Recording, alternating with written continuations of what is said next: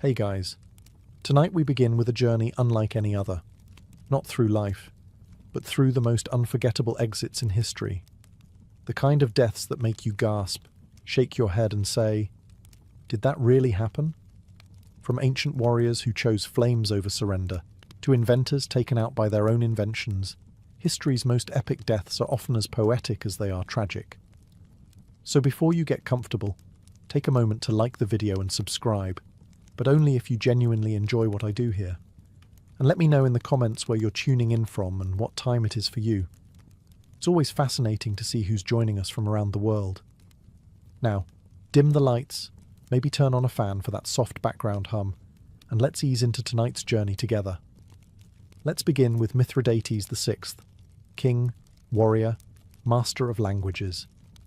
And a man so paranoid, he essentially turned himself into a living science experiment. Ruling the kingdom of Pontus in the 1st century BCE, Mithridates lived in constant fear of assassination, which, to be fair, was a pretty rational fear for ancient monarchs.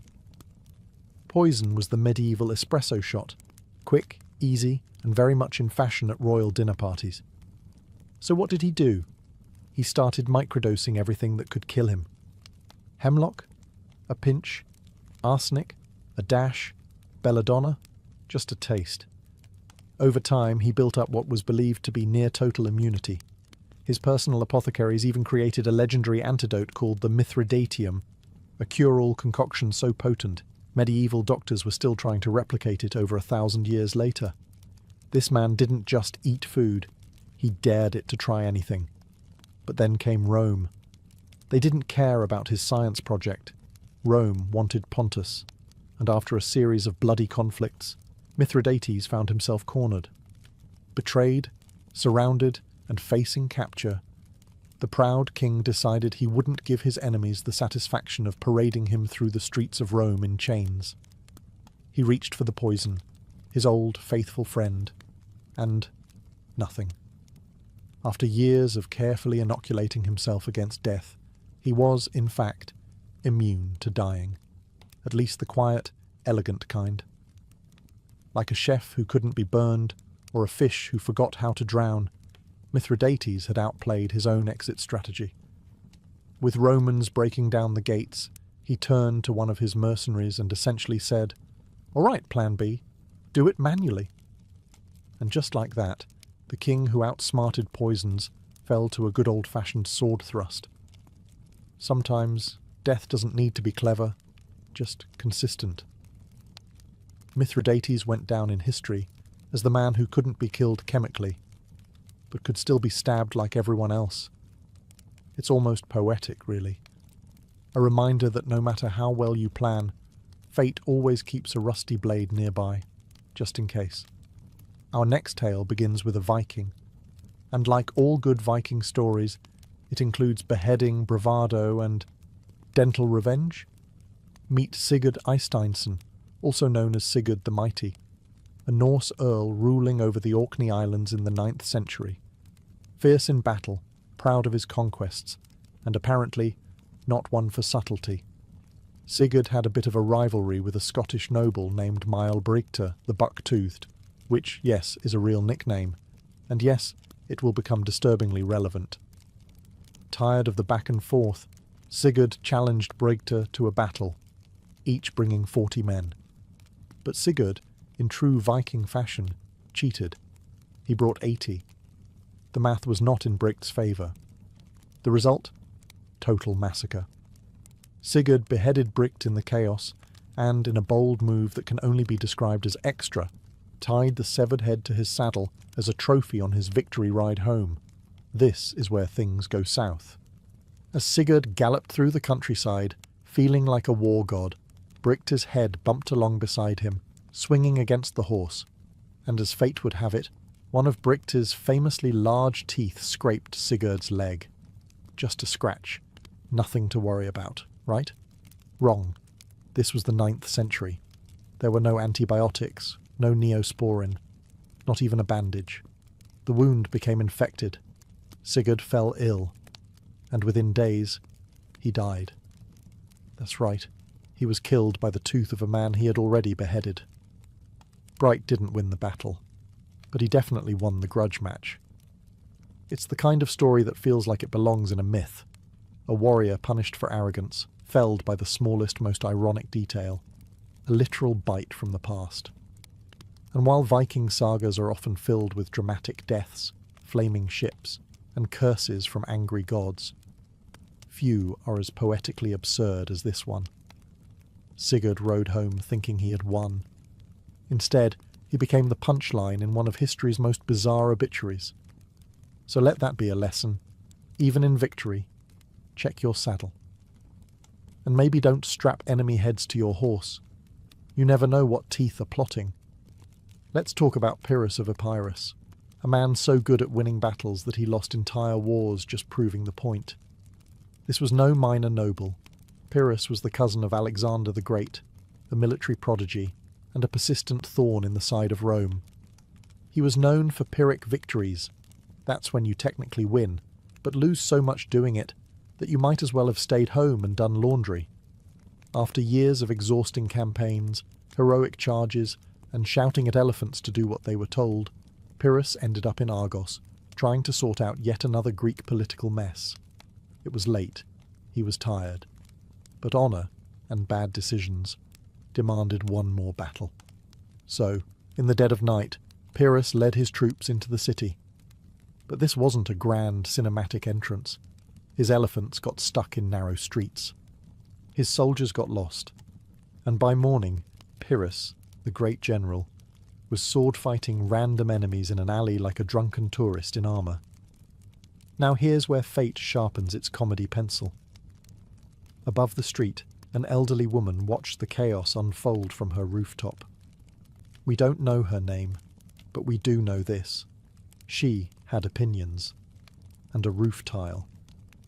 And she decided it was time to participate. With the casual accuracy of someone who had clearly thrown a few things before, probably at chickens, grandchildren, or other invading kings. She dropped the tile. Direct hit. The ceramic shingle clonked Pyrrhus on the head. He fell to the ground like a sack of old turnips. One of the enemy soldiers, either confused or opportunistic, rushed over and finished him off. Just like that, the man who survived Roman legions, Macedonian politics, and his own ego, was taken out by a Greek grandma and basic building supplies. No epic final duel. No glorious charge. Just a fatal encounter with bad roof maintenance. There's no statue for the woman. No official medal for best use of architectural debris in urban combat. But honestly, there should be. And Pyrrhus. He became a cautionary tale, a reminder that no matter how big your army is, gravity always wins. Next up is Grigory Rasputin, the Russian mystic, healer, and beard enthusiast, whose death has become the gold standard for overkill. Now, Rasputin was a problem, not just politically, but cosmically. He was like that one guy at a party who won't leave, won't stop talking about his spiritual visions, and has somehow hypnotized the host's wife and all her friends. Only in this case, the host was Tsarina Alexandra of Russia, and the party was a crumbling monarchy.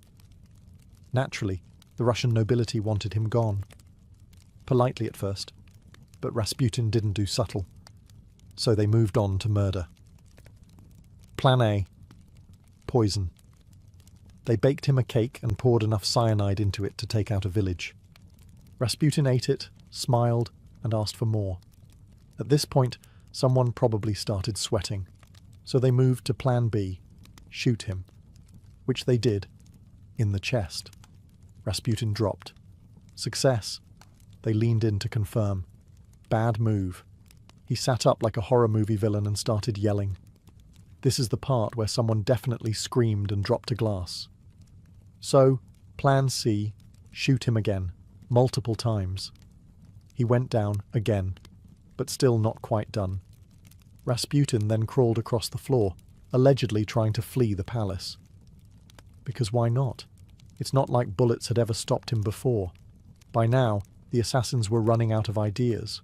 So they bound him up, dragged him to the river, and threw him into the frozen Neva. You know, just to be thorough. And here's the final twist. When his body was found downstream, his hands were reportedly clawing at the ice, which implies he was still alive, underwater, trying to escape. Because of course he was. It took poison, gunfire, blunt force trauma, and drowning to finally end Rasputin. If they'd tried stabbing him with garlic or driving a stake through his heart, no one would have even blinked. So what do we learn here? Never underestimate a man with terrible hygiene, questionable theology, and skin apparently made of iron. Our next exit comes courtesy of Chrysippus of Soli, a Stoic philosopher from ancient Greece who spent his life contemplating logic, ethics, and, apparently, fig-eating livestock. Now, Stoic philosophers were known for their seriousness. They taught emotional restraint, rational thought, and enduring hardship with a stiff upper lip. But Chrysippus? He went out laughing. Literally. One afternoon, while doing whatever ancient philosophers did between lectures, likely pacing dramatically in a toga, Chrysippus noticed something odd. A donkey eating figs. That's it. That's the scene. But Chrysippus, clearly in a mood, turned to a servant and said, "Give that donkey a drink of wine to wash down the figs." And that's when it happened. He began to laugh. And he didn't stop. Not a polite chuckle. Not a philosopher's smirk. A full-blown, chest-rattling, wheezing, gasping, tears-in-the-eyes laughing fit that ended in death. Yes, the man who could lecture for hours about the nature of the universe died, because he thought a donkey eating fruit and sipping wine was too funny to live through. To be clear, this wasn't the first time ancient Greek philosophers died in bizarre ways. One supposedly choked on a fig, another fell into a well while stargazing. But Chrysippus truly committed to the bit. Imagine the scene. Scholars gathered around, ready for another lesson in virtue, only to find their teacher sprawled on the floor, still smiling, possibly mid-giggle. Not exactly the legacy Plato had in mind. There's something beautifully ironic about a Stoic, someone whose entire life was about controlling emotion, being undone by a single punchline. It's like if a fire safety instructor went out juggling matches near a curtain. And what a legacy. People might forget your theories on metaphysics, but the guy who died laughing at his own donkey joke? That'll be passed down for centuries. Some say laughter is the best medicine. In this case, it was definitely not. Let us now meet Franz Reichelt, a man of vision, a man of ambition, a man who thought, why should only birds have all the fun? Franz was an Austrian-born tailor living in Paris in the early 20th century. But he didn't just sew suits. He wanted to sew history. His idea? A wearable parachute. That's right. Franz dreamed of designing a coat that could transform into wings. Fashion meets aviation. Early aviation was still a mess at this point, with planes that looked like flying kites and crashes being more common than landings. So Franz figured, if pilots had to go down, at least they could glide down in style. After many attempts, tests and prototypes, most of which ended with crash dummies plummeting into the ground, Franz was ready. Or at least he thought he was. Despite friends and authorities begging him not to, he insisted on testing it himself.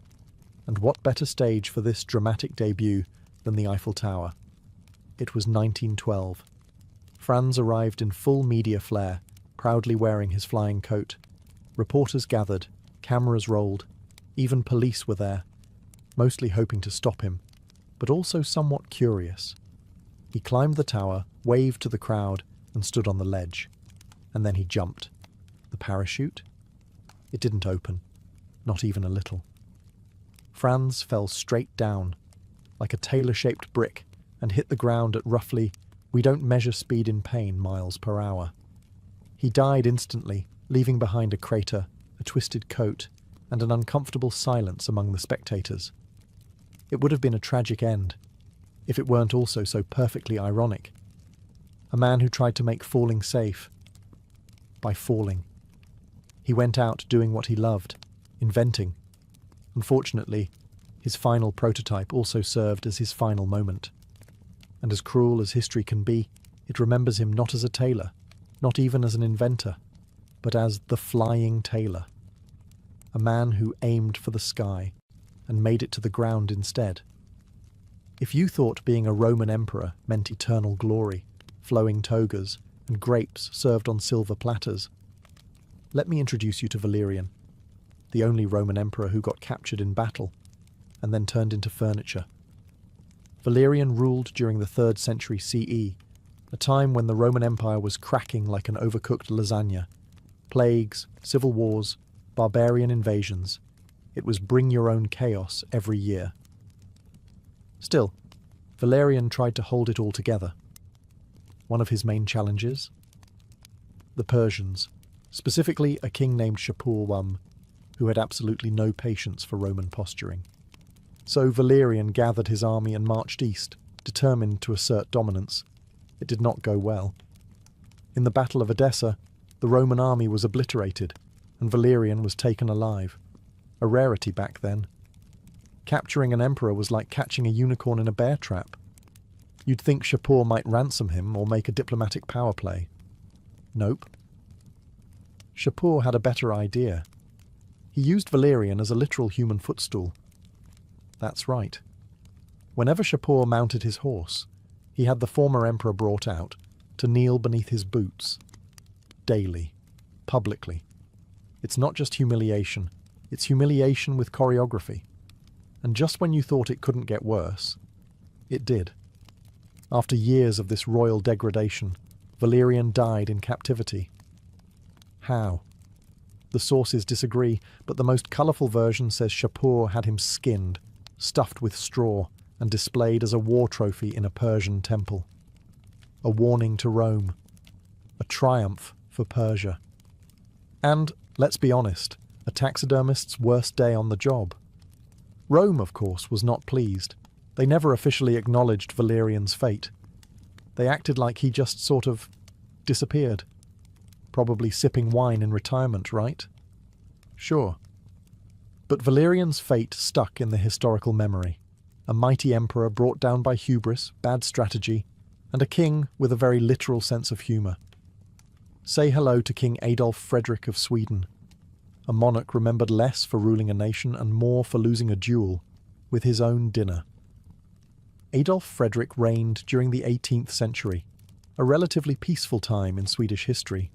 He wasn't known for waging wars, passing sweeping reforms, or writing philosophical treatises.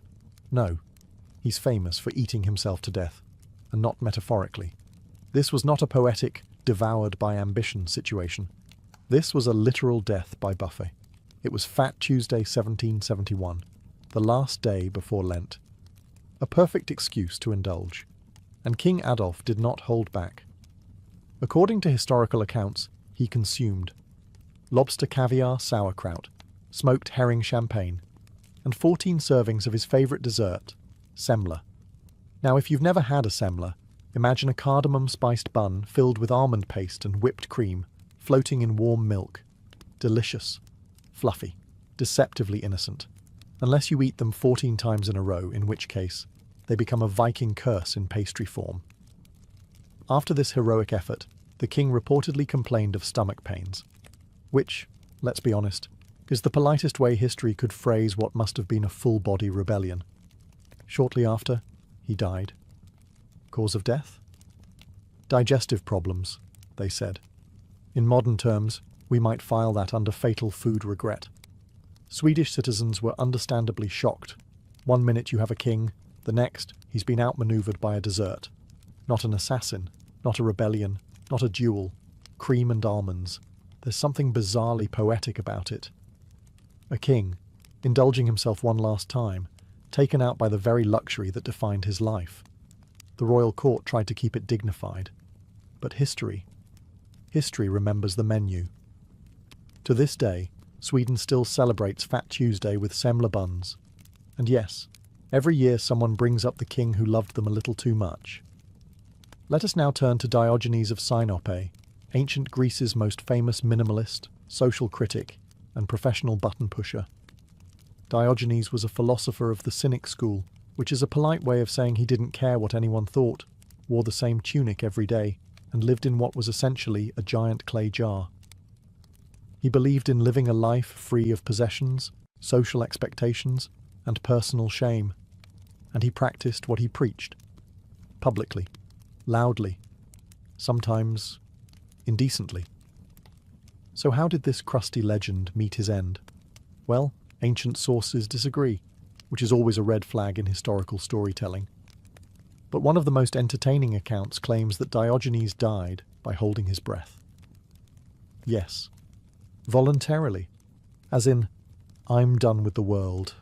Let me just not inhale again. Some say it was an act of willpower, a final mic drop in a life dedicated to rejecting society. Others suspect he was just really stubborn and possibly trying to prove a point about controlling his own destiny. Now, to be fair, there are other reported causes of his death. One version says he died from eating raw octopus.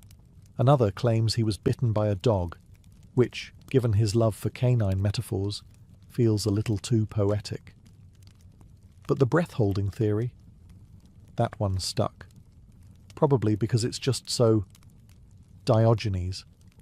This was a man who once walked through the streets at high noon with a lantern, claiming he was searching for an honest man.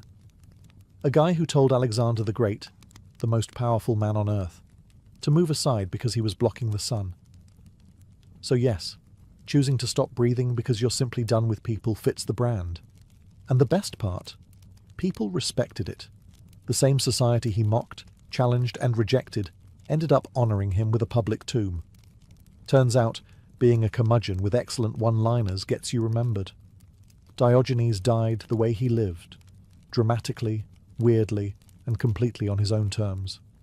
Now we come to Marcus Licinius Crassus, a man so wealthy, he made other Roman millionaires feel like part-time pottery vendors.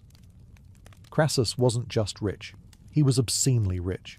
He owned silver mines, real estate, slaves, fire brigades. Yes, he owned fire brigades, which he sent to burning buildings and offered to help if you sold him the property first. Real estate shark, Roman edition. But he wanted more. Not just gold, glory. He'd already made money. Now he wanted to be remembered like Caesar or Pompey, the kind of man who conquered something larger than a tax loophole. So, in 53 BCE, Crassus decided to invade Parthia, Rome's wealthy eastern neighbour. Think of it as Rome's version of, "Hold my wine, I got this." It was a disaster. He underestimated the Parthians, who had terrifying archers, expert cavalry, and very little interest in being conquered. Crassus walked his army deep into the desert and right into a trap. Thousands of Roman soldiers were massacred. His son was killed. Morale collapsed faster than a Roman aqueduct during budget cuts, and eventually Crassus was captured. Now, the Parthians knew who he was. They'd heard the legends. The richest man in Rome, a man obsessed with wealth, practically a walking coin purse. So as a parting gift, they executed him by pouring molten gold down his throat. You read that correctly. The richest man in Rome died choking on liquid wealth. It was less an execution and more a performance piece. A brutal theatrical message. You wanted gold? Here, take it, all the way to your lungs. Some say it's myth. Others say it's exaggerated, but even if it wasn't exactly how he died, the story spread like wildfire across Rome. And that's the thing with history.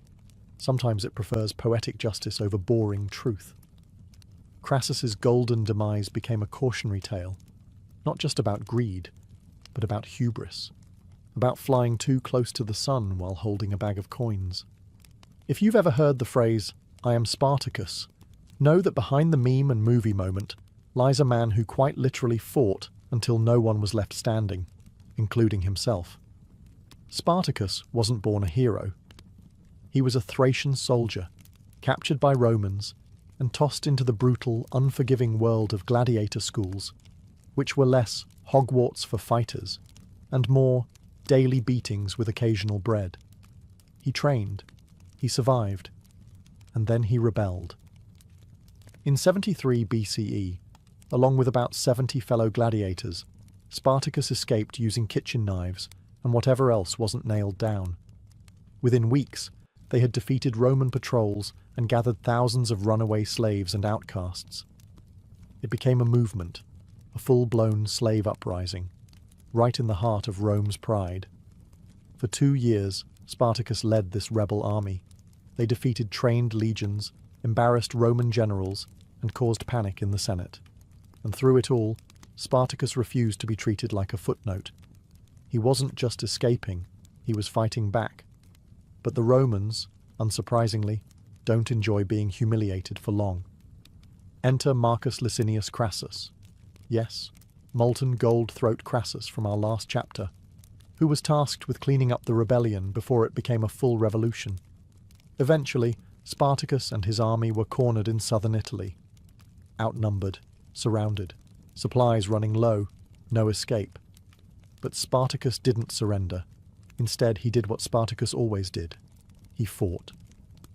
According to ancient sources, he charged directly toward Crassus himself, slicing through soldiers like a man who had absolutely no interest in retiring quietly.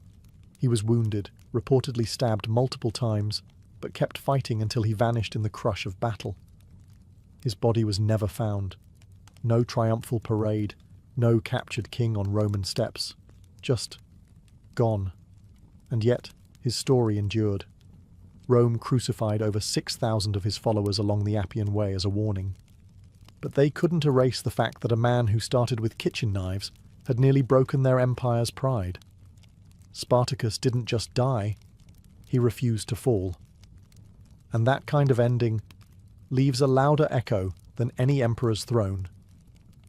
In the chaotic twilight of the Roman Republic, a time when senators plotted over wine and civil wars broke out during lunch breaks, one name flickers briefly before going out in spectacular fashion: Lucius Junius Brutus Damasippus. Now, Damasippus wasn't a household name, but he was a Roman general and a staunch supporter of Marius, one half of the infamous Marius v Sulla rivalry. Think of it as Rome's version of a political debate, except instead of microphones, everyone had swords and backup legions. When Sulla returned from the east with his battle-hardened army, Rome braced for impact. Damasippus, loyal to the now defeated Marians, was arrested during Sulla's brutal cleansing of his enemies, a political spring cleaning, except with significantly more blood and fewer dustpans.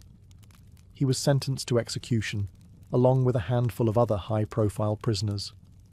But here's where Damasippus earns his place in our list. As he and the others were being led to their deaths, one of the condemned men began sobbing, pleading for his life. Panicking, Damasippus turned to him and laughing said, "Why weep, fool? Did you not know what business we came here for?" And that was it. No grovelling, no final meal request, just a sardonic one-liner and a confident walk toward the blade. It's the kind of reaction that screams, "I've read the script and I don't need a rewrite." In an age when last words could be poetic, desperate, or full of regret, Damasippus chose dry sarcasm. He faced death like it was a dull committee meeting, mildly inconvenient, but nothing worth losing your dignity over. Was he a great general? Perhaps not. Did he change history? No. But he went out with more composure than most emperors, kings, or philosophers. And sometimes in history that's enough. He faced the end, not with fear, but with a shrug, a joke, and impeccable timing. If history had a most likely to be assassinated by lunchtime yearbook, Caligula would have been on the cover, in full laurel crown. Smiling, born Gaius Julius Caesar Germanicus, he started out promising. The Roman people loved him, the army adored him. He was the son of a war hero, raised in the imperial palace, and for a brief moment in 37 CE, he looked like Rome's golden boy. Then, the cheese slid entirely off the cracker. Caligula's reign spiraled into a fever dream of paranoia, delusion, and performance art-level governance. He declared himself a god, demanded to be worshipped as such, and, famously, appointed his horse, Incitatus, as a senator. Now, to be fair, the horse never attended a session, but he had a marble stable, a jeweled collar, and, allegedly, better table manners than most of the Senate. Caligula executed senators for blinking suspiciously, made war declarations on Poseidon, yes, the sea god, and once ordered his army to collect seashells as war trophies. This wasn't just madness. It was creative madness. Eventually, even his closest guards got tired of dodging his daily whims. His behaviour was unpredictable, his punishments theatrical, and Rome was tired of being ruled by a man who thought reality was optional. So, in 41 CE, a group of conspirators led by members of the Praetorian Guard, his own security detail, decided it was time for a performance of their own. They cornered him in a corridor beneath the palace. No speeches, no poetic farewells, just stabbing. Lots of it. One source says over 30 wounds were inflicted. That's not an assassination. That's a strongly worded group project. His body was dumped in a shallow grave. No honours, no state funeral, just the end of a man who once tried to replace statues of gods with statues of himself. And yet, Caligula is still remembered.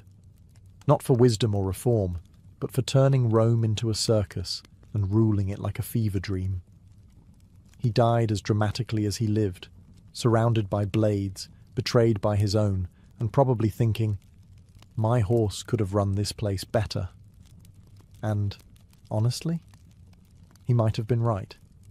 Few people in history have had a death as weirdly specific and wine-themed as George Plantagenet, Duke of Clarence.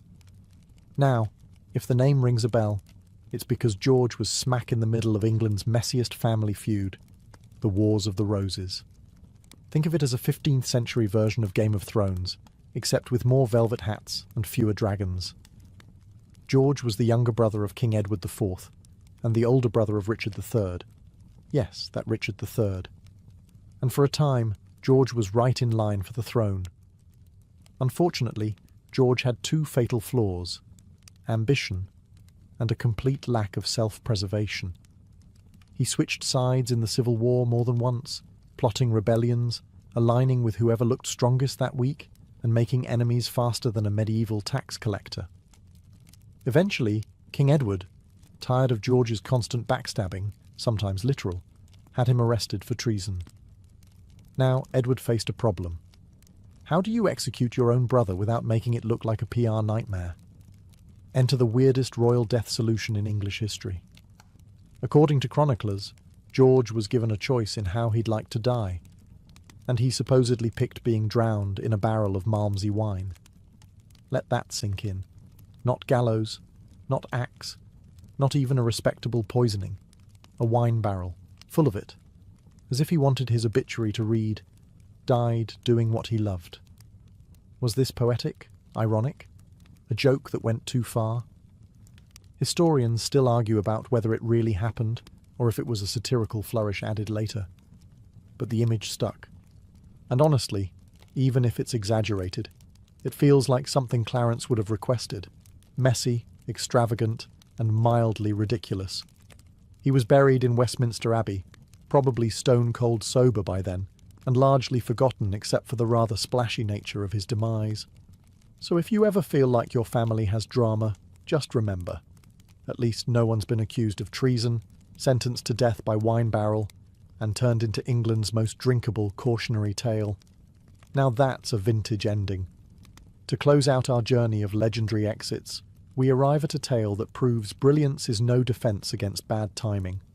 The death of Archimedes, the greatest mind of ancient Greece, tragically felled by a guy who did not care about geometry. Archimedes was a mathematician, engineer, inventor. Basically the kind of guy who could glance at a puddle and discover fluid mechanics.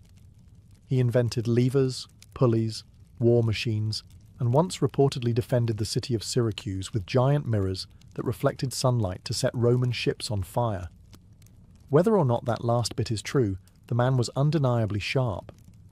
Unfortunately, what he wasn't was social. In 212 BCE, the Romans finally captured Syracuse after a long and brutal siege. Soldiers poured into the city, looting, shouting, searching for enemies. And there, on the ground, bent over a diagram in the sand, was Archimedes. He was sketching, deep in thought, probably working out some eternal truth about spirals or catapults or how many camels it takes to fill a bath. A Roman soldier approached. Now most people, upon seeing a man with a sword, might stand up, greet him, maybe say, "Please don't kill me." But not Archimedes. Legend says he simply looked up and said, "Do not disturb my circles." That was it. No plea, no introduction, just a firm boundary about his geometry. The soldier, either offended, confused, or simply not a fan of math, killed him on the spot. A casual, almost bureaucratic end to one of the greatest minds in history. When the Roman general Marcellus found out, he was furious. He'd given strict orders that Archimedes be spared. The man was too valuable, too brilliant to waste. But alas, brilliance is no match for a confused foot soldier and a bad attitude. There's a strange poetry in it. Archimedes, the man who calculated the volume of irregular shapes and invented the screw pump, felled not by a rival genius, but by someone who probably didn't even know what a hypotenuse was. And so, one of history's brightest lights was snuffed out, mid-equation. Let that be a lesson. If you're working on a big idea, maybe look up once in a while, especially during an invasion. Being royalty came with a lot of perks: velvet robes, bottomless feasts, a private choir or two. But as King Henry I of France learned in the 11th century, it didn't come with back support. Now, Henry wasn't particularly wild. He didn't ride into battle bare-chested or throw orgies in the throne room. He was a relatively steady ruler, which, in medieval Europe, made him practically a unicorn. He reigned from 1031 to 1060, dealt with some standard rebellions, raised a family, built a church here and there. Nothing too flashy. But he will forever be remembered not for what he ruled, but how he left.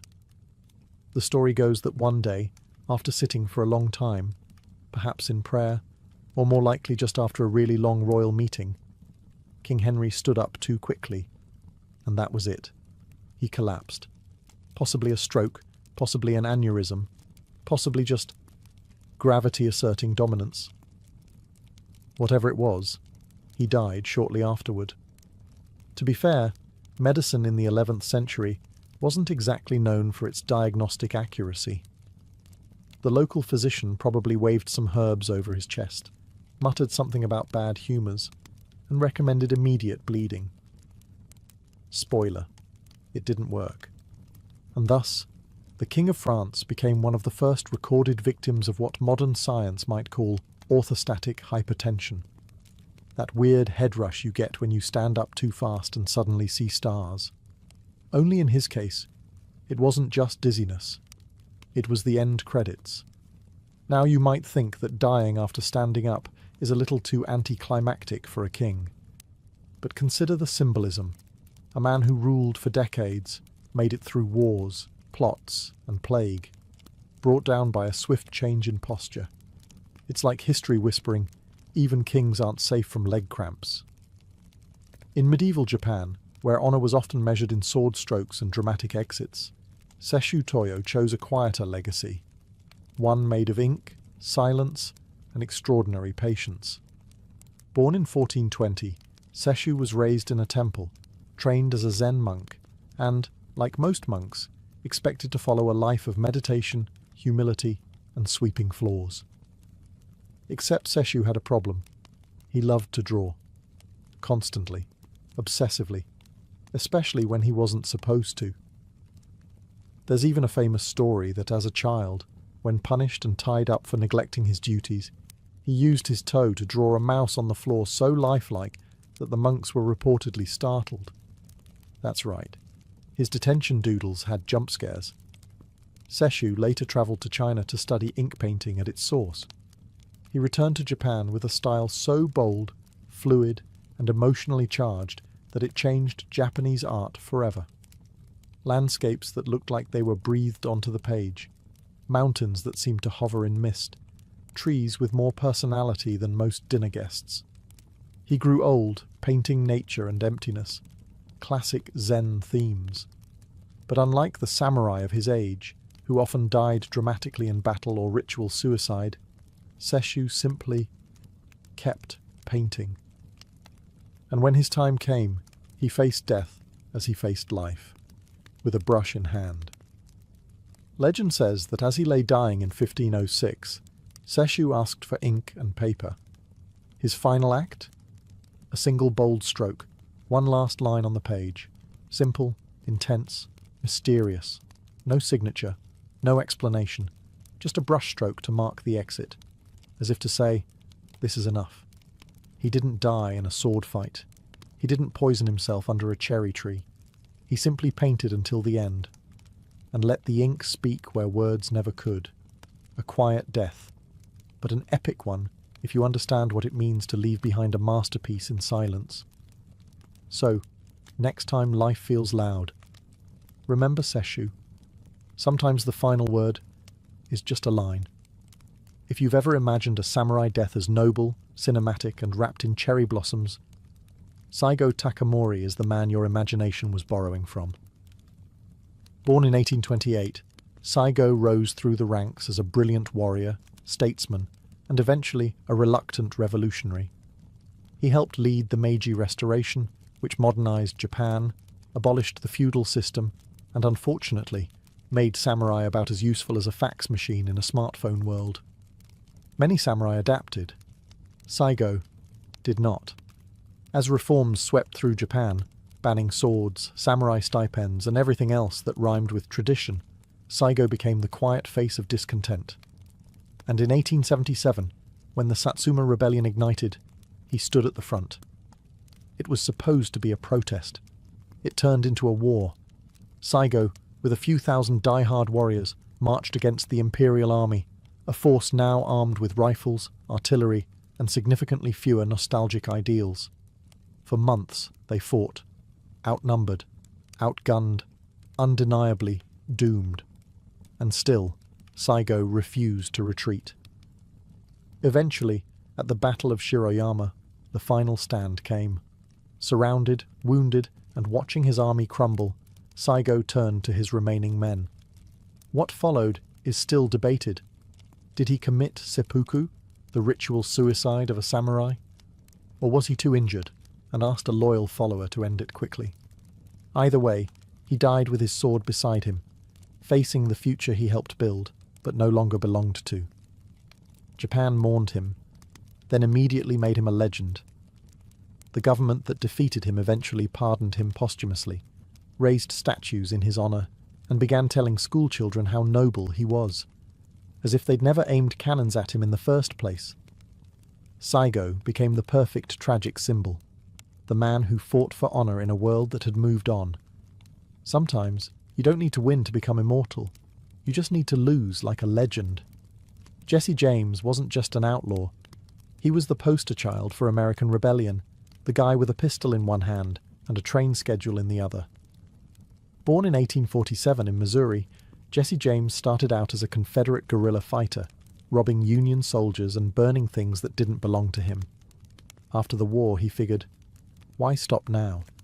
And upgraded from rebel to full-time legend, leading the James Younger gang on a decade-long crime spree of bank heists, stagecoach stick-ups, and train robberies across the American Midwest. To the newspapers, he was a hero. To the banks, a nightmare. To most lawmen, a walking target with a bounty big enough to cause trust issues in any friend group. Which brings us to Robert Ford, Jesse's so-called friend and gang member, who had recently been promised a pardon and a $10,000 reward for helping bring Jesse in. Dead or alive. In April 1882, Jesse James was hiding out in St. Joseph, Missouri, living under an alias. Robert Ford and his brother were staying with him, like roommates, but with more loaded weapons and fewer boundaries. On the morning of April 3rd, Jesse took off his guns, rare, and stepped up on a chair to dust a framed picture on the wall. A domestic moment. A little too peaceful. Ford took out his revolver, aimed at Jesse's back, and shot him in the head. Mid-sentence, mid-movement, mid-dusting. The legend of the Wild West fell from a chair with a household chore unfinished. which feels, somehow, both epic and incredibly mundane. Robert Ford expected to be hailed as a hero. Instead, he was widely despised. The public didn't love Jesse because he was good. They loved him because he was bold, and killing him like that? It wasn't brave, it was convenient. Jesse James died not in a blaze of gunfire or a dramatic shootout, but in his socks, betrayed by a man drinking his coffee. Sometimes history isn't a duel at high noon. Sometimes it's just someone who turned their back, and someone else who couldn't resist the reward. If you've never heard of Isambard Kingdom Brunel, just know this. He wore a top hat, built half of Victorian Britain, and had a name that sounded like it should come with its own locomotive. Born in 1806, Brunel was the kind of genius who sketched bridges during breakfast and casually redefined what an impossible project looked like. He built tunnels under rivers, suspension bridges over valleys, and trains that moved faster than common sense allowed. But his biggest dream? Ships. Big ones. Really big ones. In the mid-19th century, Brunel designed the SS Great Eastern, a steamship so massive it made other vessels look like bath toys. It was over 700 feet long, powered by both paddle wheels and a screw propeller, and designed to sail from England to Australia without refueling. It was also, unfortunately, cursed from the start. During its construction, workers died. Fires broke out.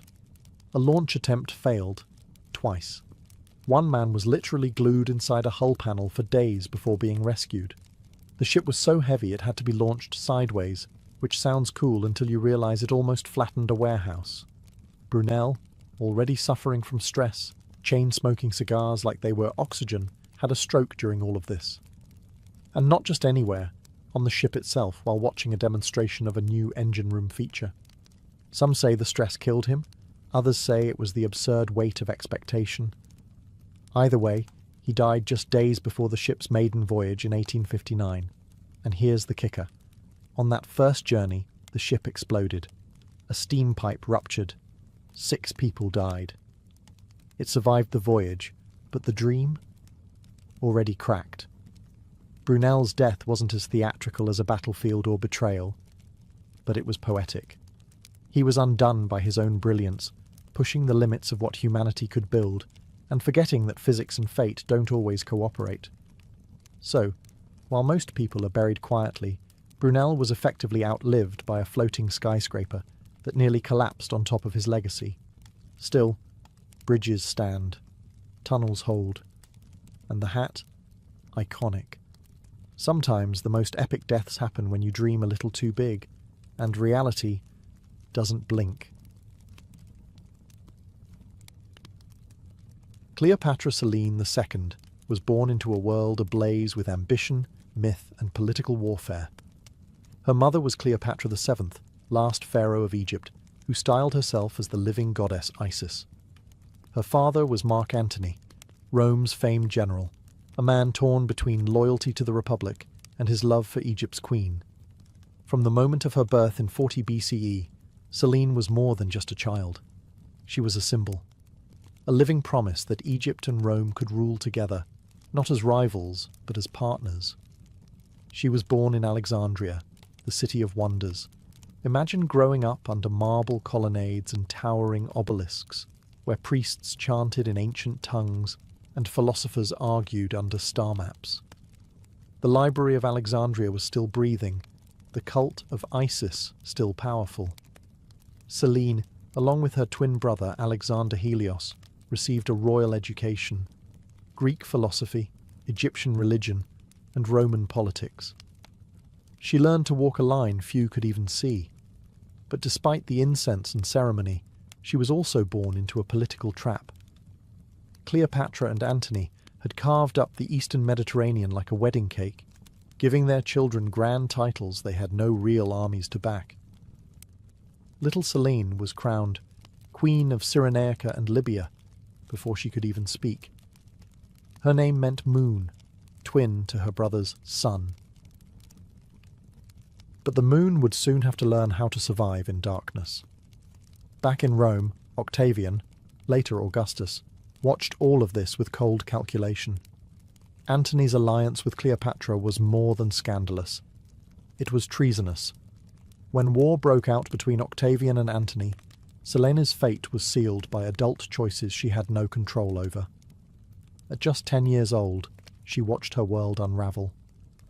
The Battle of Actium in 31 BCE ended in crushing defeat for her parents. Her father took his own life. Her mother followed, famously choosing a cobra's bite over a Roman parade. And then, everything changed. Selene, once cradled in gold, was now a prisoner. Orphaned. Captive of the very man who had destroyed her family. But she didn't scream. She didn't collapse. History doesn't give us her words, but it does show us her next move. She did what few royal children did in the wake of catastrophe. She survived. And that was only the beginning. After the dust of Alexandria settled, Cleopatra Selene, barely 10 years old, was taken across the Mediterranean as a war trophy. She arrived in Rome not as a princess, but as a symbol of Octavian's triumph. She and her brothers were paraded through the streets in a chilling spectacle. The children of Cleopatra and Mark Antony, now orphans, dressed in chains of gold, walking in the shadow of the man who had crushed their dynasty. Imagine that for a moment. The daughter of gods paraded like loot. The same streets where Julius Caesar had once been hailed were now her stage of humiliation. But Selene didn't cry. No records speak of weeping or rebellion. Instead, the Roman crowd, expecting a sobbing child, saw a young girl who carried herself with eerie poise. Some even say the crowd pitied her. And in Rome, pity could be more powerful than fear. Octavian, soon to be Augustus, wasn't stupid. Killing the children of Antony and Cleopatra would stain his carefully crafted image of mercy and civilization. So he handed them over to his sister, Octavia, who also happened to be Antony's former wife. A cruel twist? Certainly. But it turned out to be a blessing in disguise. Under Octavia's roof, Selene was given education, protection, and, surprisingly, a second chance. The woman whose marriage Antony had betrayed now became Selene's guardian. Octavia wasn't just a political figure. She was known for her grace and restraint, and she saw to it that Selene was raised with Roman discipline, Greek intellect, and just enough Egyptian dignity to remind everyone whose daughter she was. Here, in the heart of Rome, the young queen-in-waiting observed. She studied the politics of survival.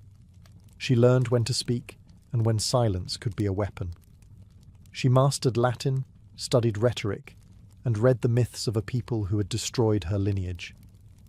She saw how Roman women moved through power, not with crowns, but through marriage, influence, and cunning. While her brothers faded into obscurity, Selene adapted. She didn't fight Rome with swords.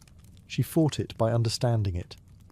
She learned that survival meant becoming indispensable to the system that once tried to erase her. In public, she was a ward, a Romanized princess. But behind those calculating eyes was a girl quietly plotting her return to the world stage. Not in rebellion, but through something far more dangerous. Marriage. Cleopatra Selene's transformation from captive to queen did not come by force. It came through strategy. As she entered her teenage years, Rome was reshaping the world in its image, and client kings were being installed like chess pieces across its vast empire. Augustus, ever the political puppet master, saw in Selene both a threat and an opportunity. So, he made a calculated move. He married her off. Her husband was King Juba II of Mauritania, a scholar king raised in Rome himself. He was the son of a North African ruler who had sided with Julius Caesar, then lost everything when Caesar died. Like Selene, Juba had been paraded as a child captive and raised in the house of Octavia. He was intelligent, well-mannered, and Roman to the bone. In essence, he was a safe investment for Augustus, a king loyal to Rome, but foreign enough to rule its distant provinces. The marriage was more than a union. It was a diplomatic masterpiece. Two royal children of conquered empires, both brought to Rome as trophies, now paired together as rulers of a kingdom they didn't ask for. And yet, it worked. Selene became Queen of Mauritania, modern-day Algeria and Morocco, a land rich in culture but politically unstable, and she ruled not as a puppet but as a monarch with vision. Together, Selene and Juba transformed their capital city, Iol, renaming it Caesarea in honor of Augustus. But it wasn't just a name change. Under Selene's influence, the city bloomed into a vibrant blend of Egyptian opulence, Greek art, and Roman engineering. Temples rose, libraries were built, coins were minted bearing her image, wearing the solar crown of Egyptian royalty, subtle perhaps, but a powerful nod to her ancestry. Selene wasn't just playing queen, she was leaving her mark on an entire region. While Juba focused on diplomacy and writing, he fancied himself a historian and geographer. Selene brought statecraft. She managed trade, patronized the arts, and infused the kingdom with a hybrid identity that was unmistakably her own. Here, far from Rome's shadow and Alexandria's ruins, Cleopatra Selene didn't just survive, she thrived. Her life, once shattered by politics and bloodshed, had become something rare in the ancient world, a tale of quiet reclamation. She was no longer a symbol. She was a sovereign, and she wasn't finished yet. Cleopatra Selene was not content to be a ceremonial figure or a quiet consort to Juba II. She had been born into empire, tutored by tragedy and sharpened by humiliation. Now, with a throne beneath her and a kingdom at stake, she brought forth something Rome had never quite seen, a queen who blended three civilizations into one vision. Mauritania had always been a cultural crossroads. Berber tribes, Phoenician traders, and Carthaginian ghosts haunted its coasts. But under Selene, this mosaic became deliberate. She didn't impose Egyptian dominance, nor did she bow entirely to Roman tastes. Instead, she fused them, cleverly and intentionally.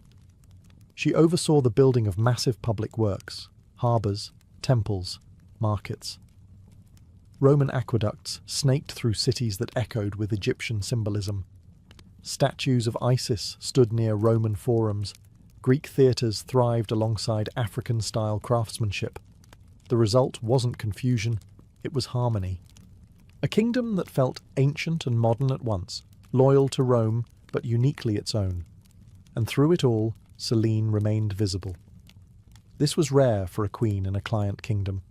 She appeared on coins, not behind her husband, but beside him, wearing royal regalia that harkened back to Ptolemaic queens.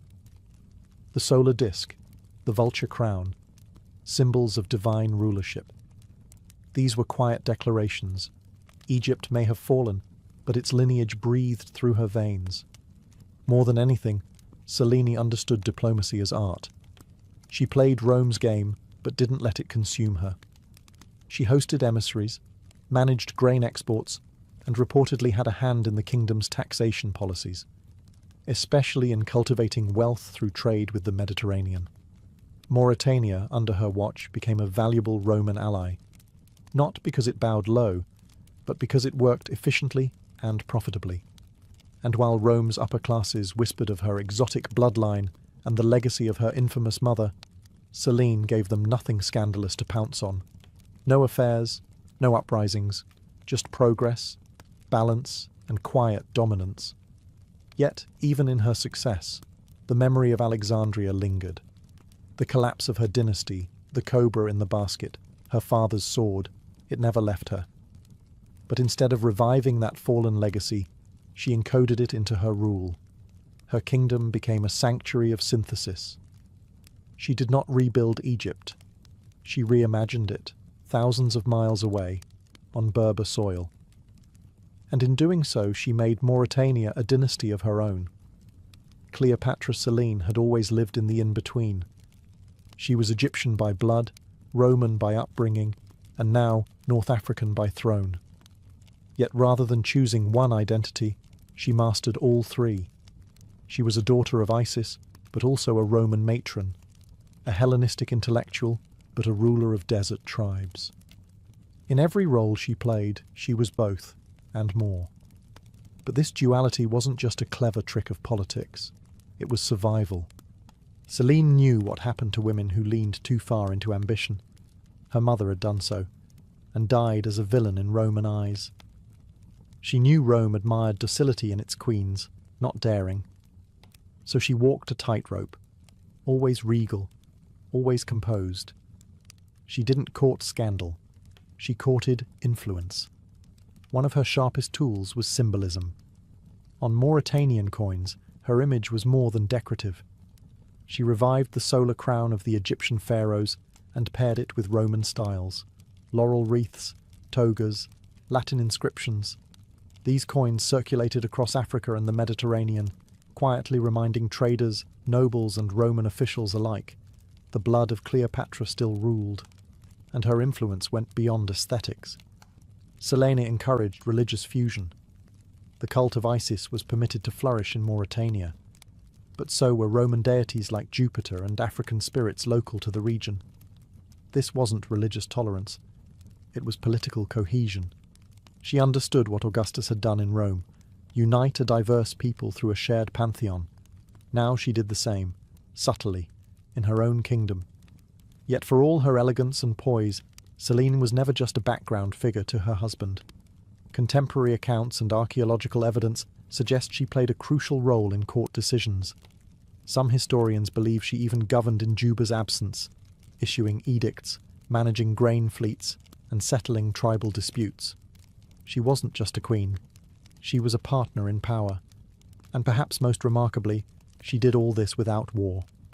Cleopatra Selene's reign was defined by stability, something rare in the ancient world, and even rarer for a woman of her lineage. She didn't need to conquer lands. She conquered imaginations. In Rome, she had once been paraded as a prize. Now, she was a sovereign whose name commanded respect from senators and merchants alike. Not through fear, but through intelligence. A queen who had every reason to burn with vengeance, yet chose strategy instead. As Cleopatra Selene II settled into her role as Queen of Mauritania, her most lasting legacy began to take shape, not in marble or coin, but in the form of her son, Ptolemy of Mauritania. Born into this carefully balanced dynasty, Ptolemy was the final thread of a once glorious bloodline that stretched from Macedonian conquerors to Egyptian gods. Through him, Selene hoped to secure the continuity of everything she had rebuilt from ruin. She raised him not merely as a prince, but as a living synthesis of empire. Ptolemy's education was elite, befitting someone with blood ties to both Julius Caesar and the Ptolemies. He learned Latin law, Greek philosophy, and Egyptian religious customs. And most importantly, he learned diplomacy from the best possible teacher, his mother. Selene likely saw herself in the boy. Like her, he was born into a political chess game. Like her, he would have to survive in a world where lineage could be both a crown and a curse. But unlike her, Ptolemy had the benefit of stability, of growing up in a kingdom his mother had already moulded into a sanctuary of balance. Yet Selene wasn't naive. She had seen how quickly dynasties fall when heirs grow soft or reckless, so she prepared him. Not with swords, but with the tools of negotiation, politics, and culture. She ensured he would be fluent in the languages of power, literally and figuratively. But perhaps most fascinating is that Selene never tried to resurrect Egypt through her son. She knew better. The world had changed. Augustus ruled with iron control, and any attempt to revive old claims would be crushed. Instead, she quietly embedded Egypt into Mauritania's soul, through temples, imagery, customs, and passed that subtle legacy to Ptolemy. Her plan worked, at least for a time.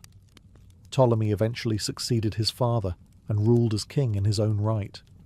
Rome tolerated him, respected him, even granted him honorary consulship. He was treated like a prince of the blood, because that's exactly what he was. Through Ptolemy, Selene had done what her parents couldn't. She ensured the survival of their line without bloodshed. Her child wasn't a symbol of defeat, but of adaptation. and through him, her silent empire endured just a little longer. History often favours the loud, the conquerors, the revolutionaries, the mad emperors. But Cleopatra Selina left her legacy in whispers. No dramatic speeches survive, no scrolls filled with her philosophies. And yet, her fingerprints are everywhere, in the coins, the cities, the policies, and the quiet survival of a once doomed dynasty. As she entered the later years of her reign, Selene faded from Roman records. Some historians interpret this silence as political erasure. Others believe it was by her design. After all, visibility in Rome came with a price, especially for a woman with her ancestry. Perhaps she preferred to rule from the shadows, effective, invisible, and untouched by scandal. There are no records of scandal in her life. No betrayals, no affairs, no executions ordered in passion. That, in itself, is remarkable. Selene navigated a world defined by male egos, shifting alliances and cultural prejudice without once giving her enemies a foothold.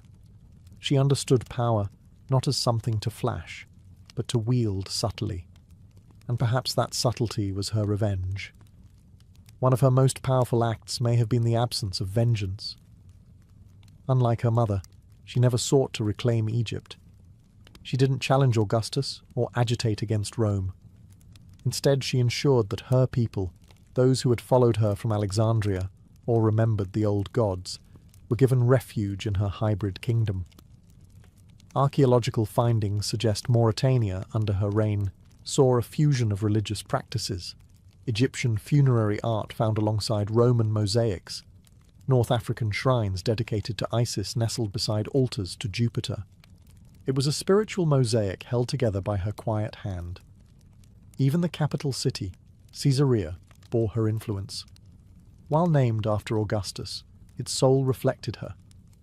Public works flourished, architecture carried Hellenistic elegance, and local crafts were elevated to state-sponsored prestige. She wasn't rebuilding Alexandria. She was outgrowing it. And yet, there was always the memory of her mother, glorified and vilified, of her father, disgraced and fallen, of a city lost, a dynasty ended, and a bloodline nearly erased. Selene didn't speak of these things. History doesn't give her voice. But she didn't need to. Her silence was a language of its own. Every policy she made, every temple she funded, every symbol she wore was a sentence in an unwritten memoir. The world forgot her words, but it remembered her results. And then, she was gone. Cleopatra Selene II, queen, daughter of two legends, ruler of a kingdom crafted in cultural gold, simply disappears from the record. No triumphant obituary, no preserved tomb. No Roman historian thought her final days worth documenting. For someone born amid fireworks of history, her end came like a fading candle. We can estimate her death around 5 BCE, based on the abrupt absence of her name from official documents and coinage. One day she was co-ruling Mauritania. The next, only Juba II appeared on the currency. No fanfare, no funeral inscription, just silence. But that silence is telling. In ancient royal circles, a quiet exit often meant one of two things. Either she died naturally and was mourned in private, or someone had reasons to erase her. And considering the political tightrope she walked for decades, both are possible. Still, there's no hint of scandal. Juba continued to rule after her death, but Mauritania never shone as brightly again. He married again, to Glaphyra, a Cappadocian princess. But that marriage ended quickly, and with far less legacy. Juba wrote books, governed dutifully, but something about the realm seemed dimmer. Selene, it seemed, had been more than queen. She had been the soul of the court. Her son Ptolemy took on the mantle after his parents, but even he would meet a tragic end, executed in Rome by Emperor Caligula decades later, for reasons still debated. With him, Cleopatra Selene's bloodline truly ended, and yet her fingerprints remained. Coins bearing her crowned image continued to circulate. Egyptian cults she had supported lived on in North Africa for centuries. The cities she shaped, like Caesarea, became hubs of trade and learning under Roman rule. Her legacy endured, not in thunderclaps, but in the long, slow turning of civilization. She had no epic tomb, but she built a kingdom. She left no famous speeches, but her policies changed lives. She raised no armies, but she conquered the chaos left by her parents and turned it into order. Cleopatra Selene vanished from the page, but only because she had already etched herself into the fabric of empire. And maybe that was her final act of brilliance, to vanish not as a victim of history, but as its architect. Cleopatra Selene II may have died in silence, but her story didn't end there. Her legacy lived on through her son, Ptolemy of Mauritania, a prince who embodied centuries of ambition, myth, and survival. He was the last known descendant of the Ptolemaic dynasty, the final living echo of Alexander the Great's generals and Egyptian pharaohs. Raised in the polished world his mother helped build, Ptolemy inherited not just a kingdom, but a delicate political legacy. He was young, wealthy, and Romanized, fluent in Greek, Latin, and diplomacy. His reign in Mauritania, though not as transformative as his mother's, was marked by continued prosperity and loyalty to Rome. But he walked a dangerous line, a client king with royal blood too grand for Rome to ignore. Initially, he played his role well. Augustus had granted him the rank of Roman senator, and later emperors welcomed him at court. He was praised for his wealth, his generosity, and his elegant lifestyle. The man wore purple, as was his right, and dined with emperors. But with every nod of favour came a whisper of envy. Ptolemy had what many Roman nobles feared, ancient legitimacy, and Rome, especially under unstable rulers, never trusted legacy. His downfall came under Caligula, the notoriously erratic emperor. Ptolemy visited Rome around 40 CE, reportedly dressed in regal splendour, perhaps too much for Caligula's fragile ego. According to ancient sources, Caligula said, "There is only room for one king in Rome." Soon after, Ptolemy was executed. No trial, no war, just sudden erasure. With his death, the dynasty of Cleopatra, of Alexander, of Isis herself, was finally extinguished. The bloodline that once ruled the most learned city on earth ended not with a battle or rebellion, but a paranoid emperor's whim. But Ptolemy's death, like his mother's, didn't erase their influence. Mauritania was annexed and reorganized into a Roman province, but it carried the blueprint Selene had drawn: cities, temples, hybrid traditions. Even in death she shaped the land. And though Rome tried to bury the dynasty, it never quite succeeded. The Ptolemies became myth. Cleopatra Selene, once paraded as a spoil of war, had outlived her enemies through legacy, culture, and her son's brief but glittering flame. The last Ptolemy fell, but the world he inherited still bore her name, her symbols, and her silent strength. Before the age of printed books, before the ink-drenched scrolls of Alexandria, there was clay, cold, heavy, and oddly eternal. And atop that clay, scratched in cuneiform, sat the earliest known library in human history, built by a king who wanted to be remembered not for conquest, but for knowledge. Welcome to Nineveh. The year is around 650 BCE. The king is Ashurbanipal, ruler of the Neo-Assyrian Empire and self-proclaimed king of the world. But unlike most rulers of his time, Ashurbanipal wasn't satisfied with temples and war trophies. He wanted something more profound, a vault for all human wisdom. In the heart of his palace complex, he ordered the creation of a massive repository of knowledge.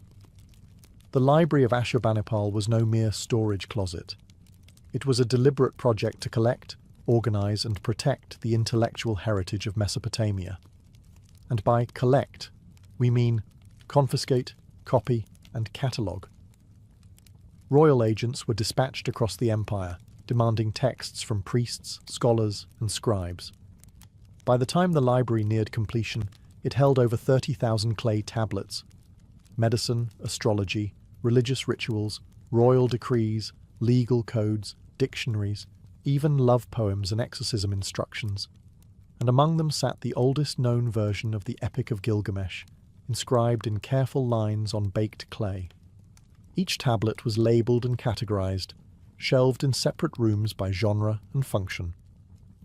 Ashurbanipal's library even included a primitive referencing system, labels etched into the tablets noting where each text belonged.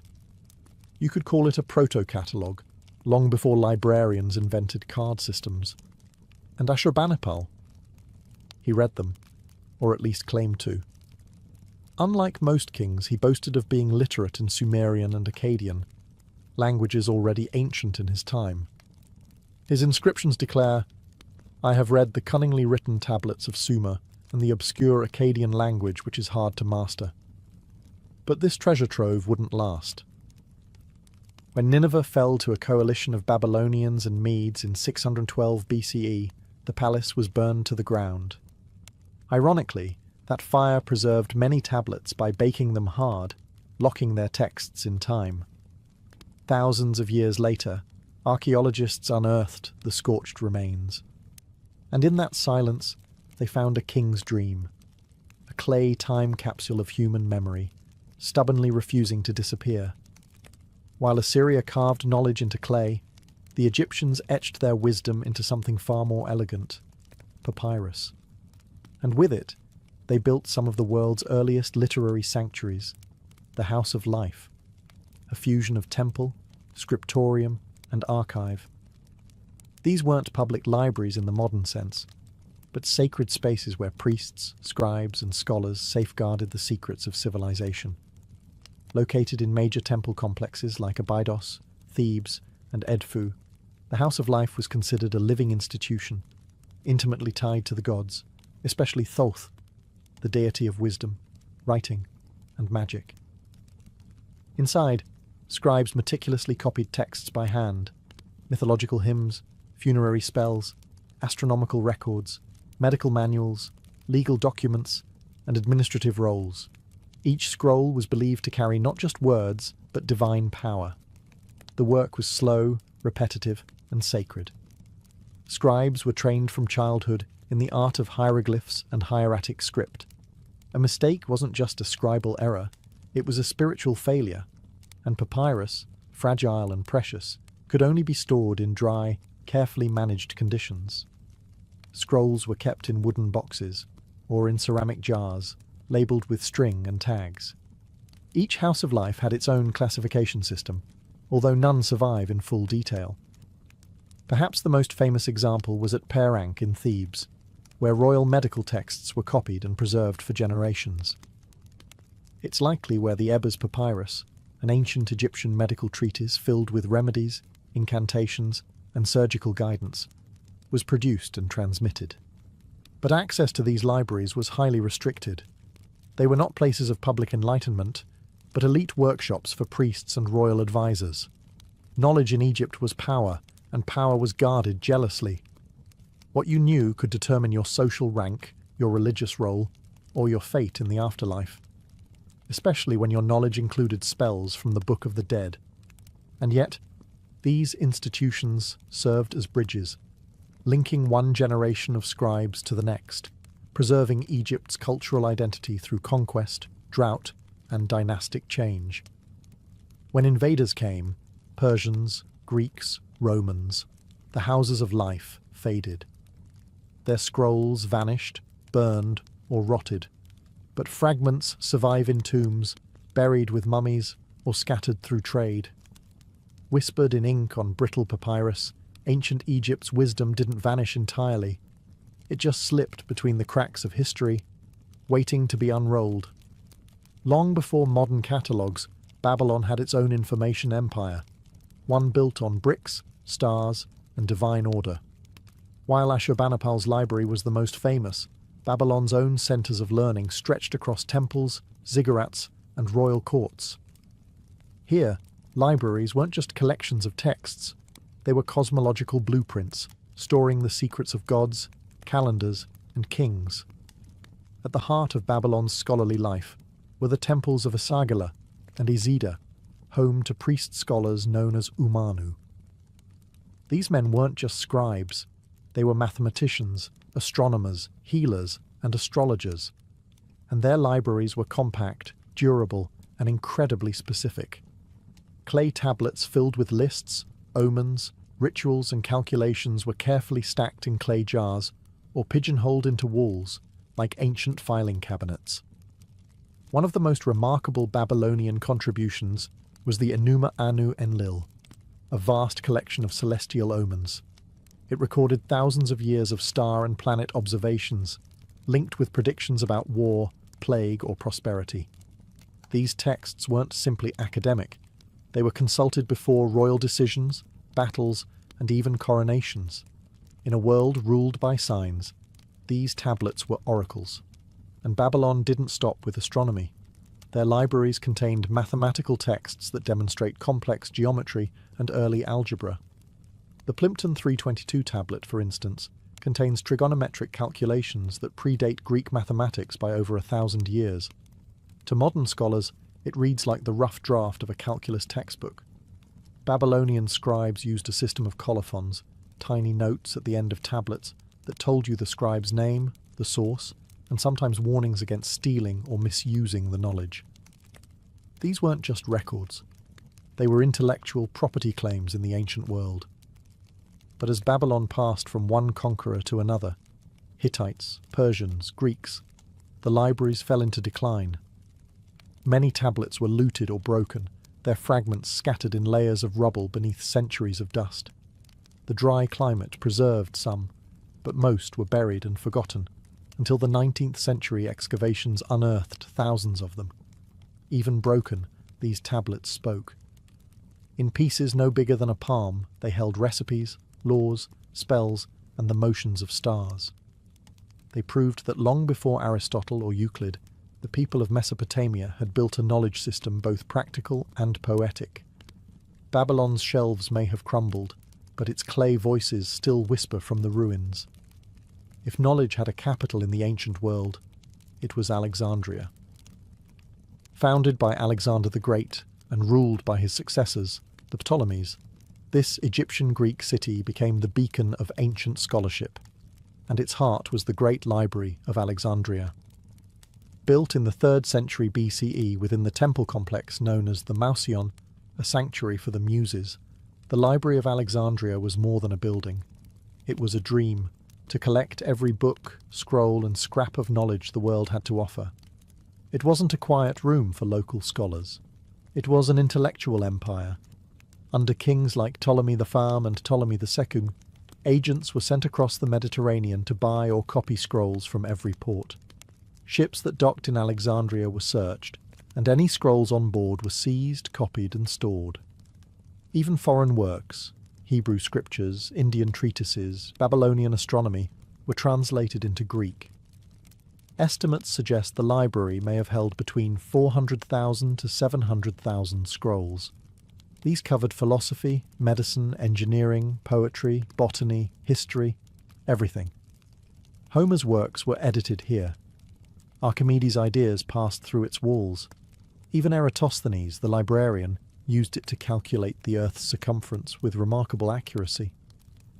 The library wasn't just about collection, it was about correction. Scholars here compared versions of texts, identified errors, and created the earliest critical editions. They preserved the best and questioned the rest. But Alexandria's brilliance also made it fragile. Fires, wars, and politics chipped away at its scroll-stuffed shelves. The first major blow may have come in 48 BCE, when Julius Caesar's forces, trapped in Alexandria's harbour, set fire to enemy ships and accidentally ignited parts of the library complex. Later, as the Roman Empire solidified, Alexandria became a battleground of ideologies: pagan, Christian, Gnostic, and its library suffered. By the time of the Muslim conquest in 642 CE, it's unclear what remained. Some sources claim Caliph Umar ordered its destruction, saying, "If the books agree with the Quran, they're redundant. If not, they're heretical." But historians debate whether the library had already vanished centuries before. What's certain is this: the Great Library is gone. Not a single scroll survives, and yet its legend persists, proof that the idea of a universal library was too powerful to burn completely. Alexandria became a symbol of what humanity once had, and tragically, what it lost. While Alexandria basked in fame, another city was quietly building a rival library, one that would challenge its dominance and revolutionize the very material of writing. That city was Pergamon, located in what is now modern-day Turkey. Under the rule of the Attalid dynasty in the 3rd and 2nd centuries BCE, Pergamon became a cultural powerhouse, and at its centre stood the Library of Pergamon. Founded by King Eumenes II, the library was said to house over 200,000 scrolls, making it second only to Alexandria. But it wasn't just about the numbers. Pergamon emphasized quality, carefully curated texts, pristine organization, and a scholarly environment that nurtured philosophical thought, medical advancement, and historical documentation. And it had one critical advantage: parchment. Legend has it that when the Ptolemies of Egypt heard of Pergamon's rise, they banned the export of papyrus to starve their rival of writing material. Pergamon responded by refining the use of animal skin, pergamenum, or parchment. This wasn't entirely new, but Pergamon's scribes elevated it into a durable, reusable, and smoother surface, more resistant to moisture than papyrus. This technological leap changed everything. Scrolls became sturdier, longer lasting, and eventually more portable. It was a pivotal moment in the evolution from scroll to codex, the precursor of the modern book. The Library of Pergamon wasn't just a depository, it was a scholarly hive. It attracted philosophers of the Stoic and Peripatetic schools and supported advances in medicine, including early surgical studies. Galen, one of antiquity's most famous physicians, was born in Pergamon and may have studied texts from the library itself. The competition between Pergamon and Alexandria created a kind of intellectual arms race. Scholars were lured with salaries, housing, and prestige. Rulers became patrons of erudition, and cities competed not in war, but in wisdom. It was, for a brief time, a golden age of collection and conservation. Eventually, Pergamon's scrolls would meet a strange fate. When Mark Antony married Cleopatra, he reportedly gifted Pergamon's library, scrolls and all, to Alexandria as a gesture of love. Whether this tale is truth or myth, it symbolizes how closely tied these repositories of wisdom were to power, empire, and romance. Though Pergamon's library no longer stands, its legacy lives on in every bound book. Its parchment outlasted empires. Its scrolls may have been lost, but its innovations rewrote history, literally. While the Mediterranean world was trading scrolls and perfecting parchment, across the globe, ancient China was building its own literary empire, one rooted not in myth or firelight, but in bureaucracy, history, and an unwavering respect for the written word. The libraries of the Han dynasty, 206 BCE, 220 CE, weren't just storehouses of knowledge. They were instruments of government, identity, and order. The Han emperors understood something vital. Whoever controls the records controls the narrative. So they created an imperial effort to collect, copy, and standardize texts. This was not just about preserving classics, it was about shaping culture. Confucianism had become the state ideology, and its foundational texts, like the Analects, Book of Rites, and Book of Documents, were meticulously curated and enshrined in imperial libraries. The most notable of these was the Imperial Library at Chang'an, the Han capital. Unlike the Library of Alexandria, it was not open to wandering scholars. It was a state archive, overseen by court historians, scholars, and scribes. Within its walls were not only literary works, but also census records, astronomical observations, maps, legal codes, and genealogies. Every stroke of ink on bamboo strips or silk scrolls was backed by the weight of empire. One of the most influential librarians in history emerged from this system. Liu Xiang, a Han scholar tasked with organizing the imperial collection. He didn't just catalogue books, he edited and annotated them, often deciding which versions of texts would survive. His son, Liu Xin, continued the work and developed one of the earliest classification systems, grouping texts into 6 major categories: classics, philosophy, poetry, warfare, medicine, and divination. These efforts were not without risk. During the preceding Qin dynasty, the infamous burning of books and burying of scholars had wiped out thousands of ancient works. The Han knew the stakes. Their libraries were an act of recovery, a cultural resurrection from ashes. But the format was fragile. Early texts were written on bamboo slips tied together with string, vulnerable to fire, mould, and time. Others were inked onto silk, delicate and costly. Still, thanks to the Han, a great portion of China's classical heritage was salvaged. The imperial libraries were less mythologized than Alexandria, but in practice, they may have preserved far more.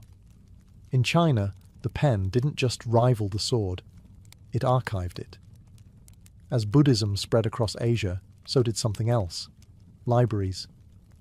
Temples became more than places of prayer. They evolved into archives of thought, havens of scholarship, and fortresses of fragile wisdom. From India to China, Tibet to Japan, the Buddhist world built repositories that treated books not as tools, but as sacred objects. The tradition began in India, where early Buddhist texts, sutras, were memorized orally by monks. But as the canon expanded, so did the need to write it down. Palm leaf manuscripts were inscribed in ink, tied with string, and wrapped in silk or cloth. The monasteries that housed these texts weren't just spiritual centres, they were the ancient world's safe houses for learning.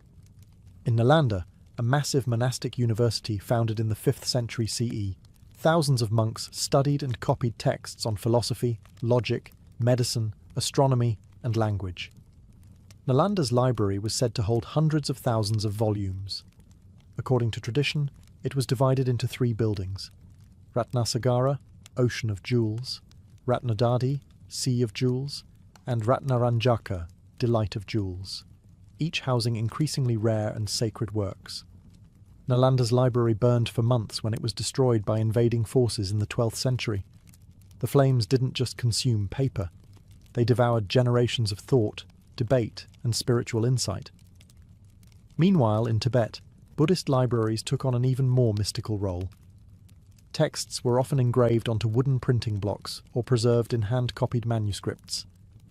Entire rooms were filled with kangyur, the Buddha's words, and tengyur, commentaries, wrapped in cloth and stored horizontally in shelves built into monastery walls. Each manuscript was a relic. To copy one was an act of devotion. In China and Japan, Buddhist libraries adopted local innovations.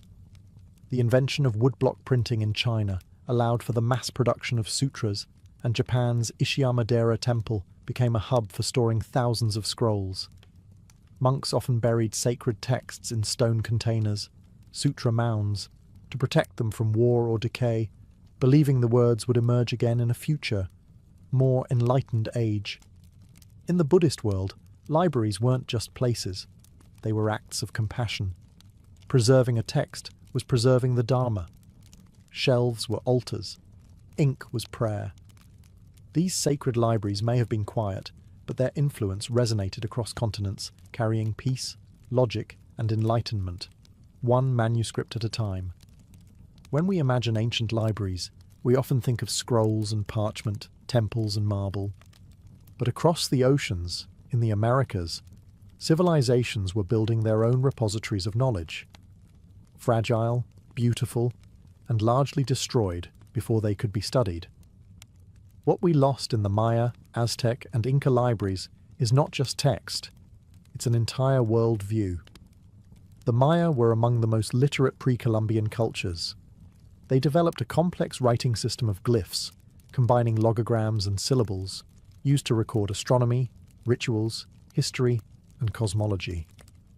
Their books, known as codices, were made from bark paper covered in white lime and folded like a screen. These codices were painted in vibrant colours, filled with precision and symbolism, and stored in temple vaults and royal libraries.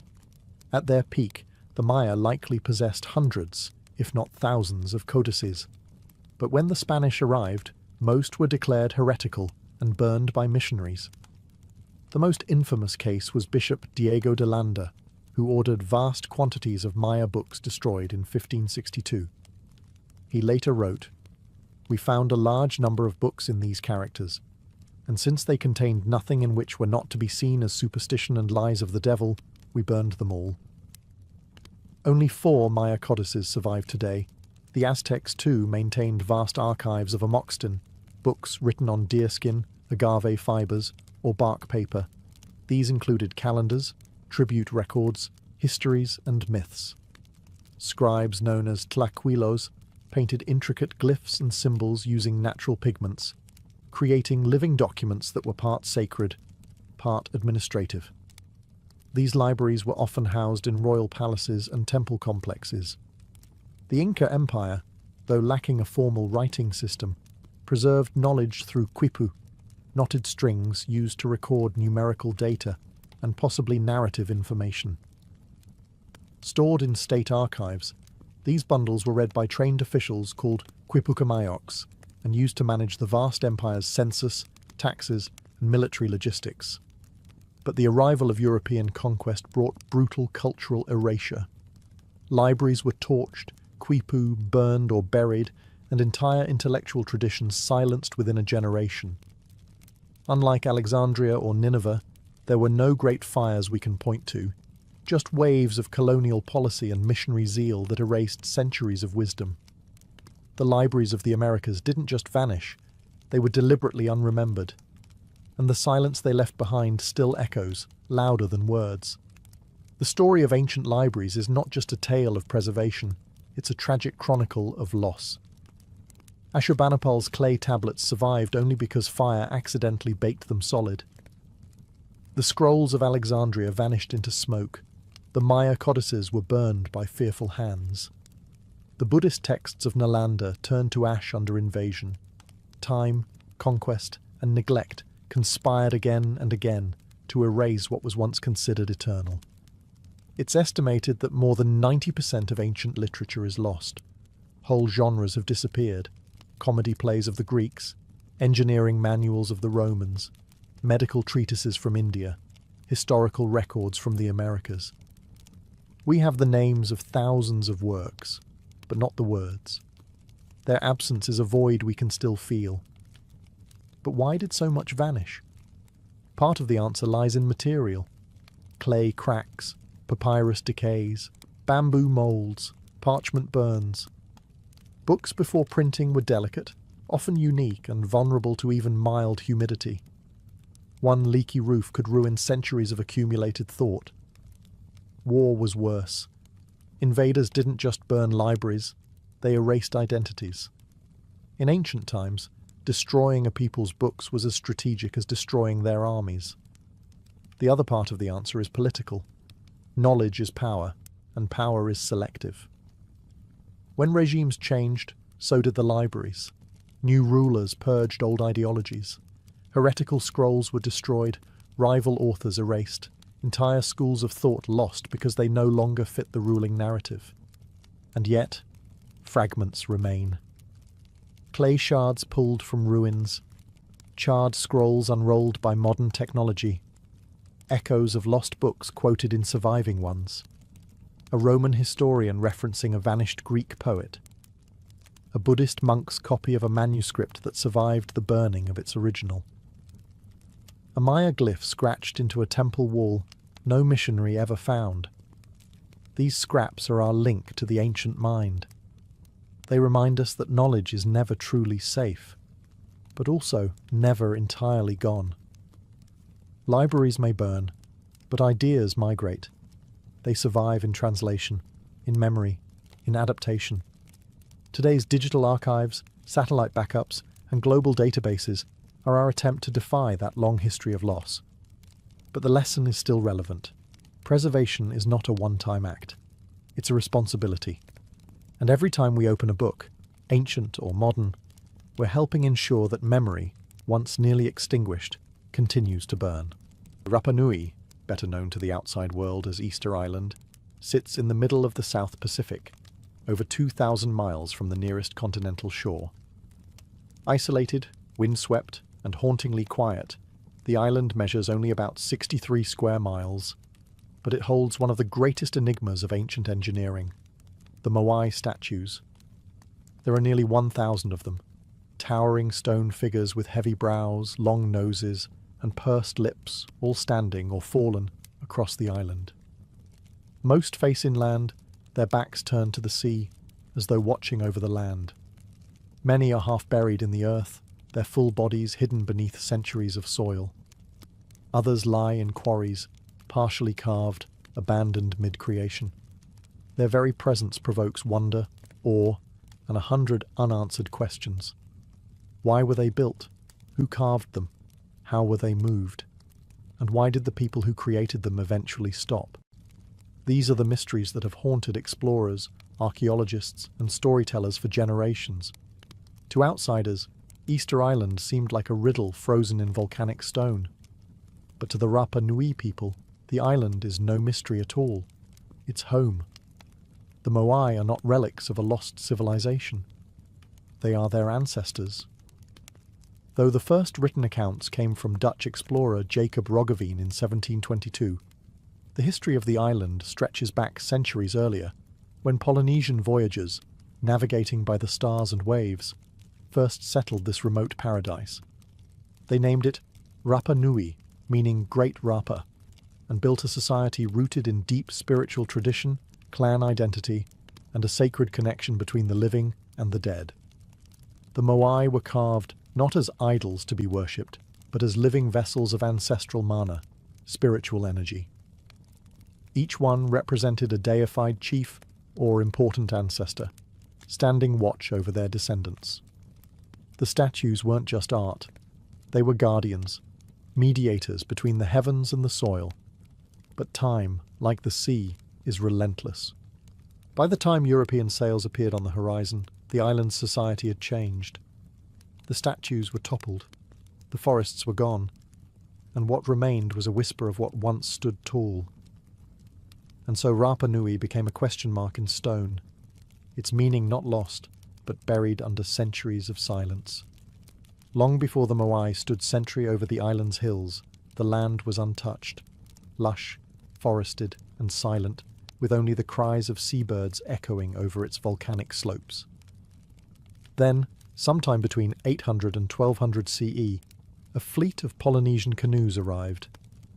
These voyagers, masters of the ocean, had navigated thousands of miles using nothing but the stars, ocean swells, and the flight patterns of birds. They came from the Marquesas or Mangareva, bringing with them not just people but pigs, chickens, taro, bananas, and sweet potatoes. Everything needed to build a new world. To land on Rapa Nui was to touch the edge of the earth. It is one of the most remote inhabited islands on the planet, and yet these settlers brought with them a fully formed culture, elaborate social structures, oral history, deep spiritual beliefs, and a tradition of monumental stonework. Over time, the island was divided into clans, each controlling different territories, and each anchored by a sacred ancestor figure, an idea that would soon be immortalized in stone. The early Rapa Nui people thrived. Archaeological evidence shows they built villages, cultivated crops in rock gardens to trap moisture, and raised chickens in stone enclosures. Their society was highly organized, ruled by ariki, chiefs, who wielded both political and spiritual authority. Life on the island revolved around the worship of ancestors, who were believed to influence everything from harvests to weather. This ancestral reverence would eventually manifest in the most iconic way possible, the carving of the Moai. It's important to understand that Rapa Nui was not a lost or primitive culture. It was deeply sophisticated, adapted to its harsh and limited environment, and built on a strong sense of continuity between the living and the dead. The settlers brought more than tools. They brought meaning. And it was this spiritual worldview that shaped the decision to begin carving giants. But for now, in these early centuries, the island was in balance. Forests still covered the land. The sea provided fish. The soil was rich. The first Moai were still generations away, but the foundation had been laid, both culturally and spiritually, for what would become one of the most extraordinary sculptural legacies on Earth. The story had only just begun. At the heart of Rapa Nui's sacred geography lies Rano Raraku, a volcanic crater with steep slopes and soft carvable stone. It was here that the majority of the island's Moai were born, not from legend or myth, but from painstaking craftsmanship. The rock used was volcanic tuff, a compressed ash stone that was relatively soft and ideal for carving, at least in its early stages. Over time, exposure to the elements would harden the statues into their familiar weathered state. Rano Raraku wasn't just a quarry, it was a spiritual workshop, a place of pilgrimage, sweat, and sacred labour. Out of its cliff faces and hillsides, the Rapa Nui sculptors carved hundreds of Moai, some still half-finished, others completed but never transported. Today, nearly 400 statues remain at the site, frozen mid-process like the workers simply vanished. Carving a Moai was not a casual affair. Each statue was commissioned by a clan to honour a specific ancestor, usually a powerful chief. The designs followed a symbolic formula. An elongated face, heavy brow, long ears, and a prominent nose. The body was often barely indicated, with arms pressed against the torso and fingers carved in thin, stylized relief. The Moai ranged in size from modest 6-footers to the colossal El Gigante, an unfinished statue over 70 feet tall and weighing an estimated 150 tons. Carvers used handheld tools made of hard basalt, a much tougher volcanic rock chipped into chisels and axes. The process took months, even years, requiring teams of artisans who passed down their knowledge through generations. As they worked, the Moai remained connected to the rock wall.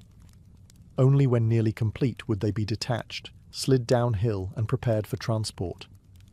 What makes Rano Raraku so haunting today is the sheer number of statues still embedded in the earth.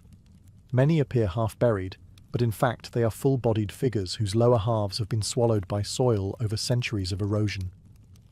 It creates the eerie illusion that the Moai are sinking, when in truth they've been standing patiently, neck-deep in time. This crater was the womb of the island's giants, and it was here that stone and spirit met, where human hands shaped volcanic ash into eternal ancestors. One of the most intriguing features of the Moai is not how they were carved, but where they look. Nearly every Moai statue on Rapa Nui faces inland, away from the ocean. This was no accident. The Moai weren't meant to watch the waves, they were watching the people. Each statue stood on a stone platform called an ahu, a ceremonial site that served both as a foundation and often as a burial place for the individual the Moai represented. These ahu dotted the island's coastlines like spiritual outposts, anchoring each clan's territory and pointing toward the heart of their communities. The Moai, in essence, stood as guardians, embodying powerful ancestors who watched over the villages and offered spiritual protection. To the Rapa Nui people, the Moai were more than sculptures. They were living presences, containers of mana, a sacred energy believed to reside in gods, chiefs, and revered dead. Once erected, a Moai was thought to channel mana into the land, ensuring fertility, good harvests, and the well-being of the clan. They weren't just memorials.